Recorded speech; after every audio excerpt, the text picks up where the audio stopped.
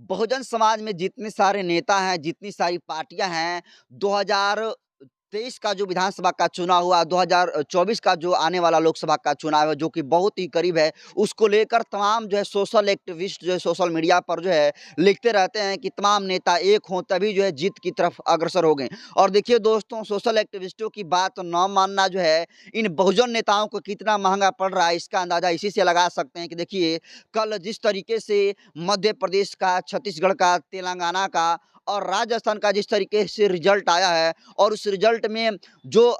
भाजपा है, भाजपा को जो प्रचंड जीत हुई है, उसको लेकर आप अच्छी तरीके से भली-भांति परिचित है। और अब पूरे देश से दोस्तों आवाज़ उठने लगी है कि अगर बहुजन नेता जो है, अगर एक साथ नहीं आते हैं, तो निश्चित तौर पर आप मान लीजिए कि अभी तो 1-2 सीटों भी मिल रही है, अब उनका पार्टी जो है खत्म हो जाएगी। और इस मसले को लेकर दोस्तों बहुजन जो शायर से मशहूर हैं, जिनका नाम अभिषेक जाटव है, इस पर सबसे बड़ा बयान दिए हैं। और दोस्तों देखिए, अभिषेक जाटव जो है बहुजन समाज में एक बहुत ही बड़े चेहरा हैं और लगातार वो पिछले 2 महीनों से बहुजन समाज के जितने सारे लीडर्स हैं, 2023 का विधानसभा का चुनाव होने वाला था, चाहे राजस्थान का विधानसभा का चुनाव हो, मध्य प्रदेश का, छत्तीसगढ़ का, तेलंगाना का, मिजोरम का, इन सारे नेताओं को एक प्लेटफॉर्म पाने की बात कहे और जब नहीं आए तो देखिए कि कितना बड़ा लॉस जो है, चाहे चंद्रशेखर आज़ाद हों, बहन कुमारी मायावती हों, अखिलेश यादव हों, तमाम नेताओं को जो है काफ़ी जो है लॉस का सामना करना पड़ा है। और ख़ासकर तो देखिए बहुजन समाज पार्टी के सुप्रीमो बहन कुमारी मायावती और आज़ाद समाज पार्टी के सुप्रीमो जो राष्ट्रीय अध्यक्ष जो चंद्रशेखर आज़ाद हैं, ये दोनों को एकजुट करना बहुत ज़रूरी है और इसी के लिए लगातार बहुजन एक्टिविस्ट काम कर रहे हैं। लेकिन ये दोनों नेता के कानों पर तो जो है जूं नहीं रेंग रहा है और इन कान में लगता है रुई डाल कर सो रहे हैं, जिसकी वजह से ये एकजुट नहीं हो पा रहा है। और इस पर सबसे बड़ा गुस्सा फूटा है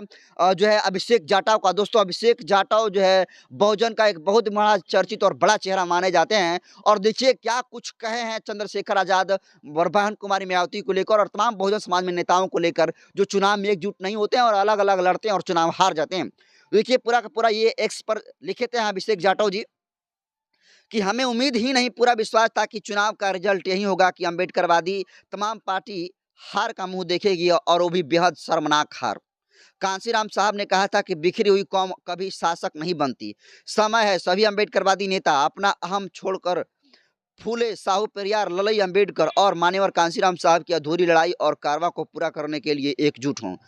अब भी बिखरे रहो रहे तो समाज अब सड़कों पर उतरकर अपने नेताओं की रैलियां और काफिलों को रोकना शुरू कर देगा। इलेक्शन रिजल्ट तो देखिए, अभिषेक जाटव जो बहुजन शायर से मशहूर है, पूरा देश में ये काफ़ी अच्छी खासी अपनी छवि बनाए हुए हैं। ये साफ तौर पर कहना है कि देखिए पार्टी और जाति से ऊपर उठकर जितने सारे नेता हैं एक प्लेटफॉर्म पर आए और फूले पेरियार अंबेडकर की विचारधारा को फॉलो करें। और जिस तरीके से कांशीराम साहब कहा करते थे कि बिखरा हुआ समाज जो है कभी जो है शासक नहीं बन सकता, और ये बातें दोस्तों अब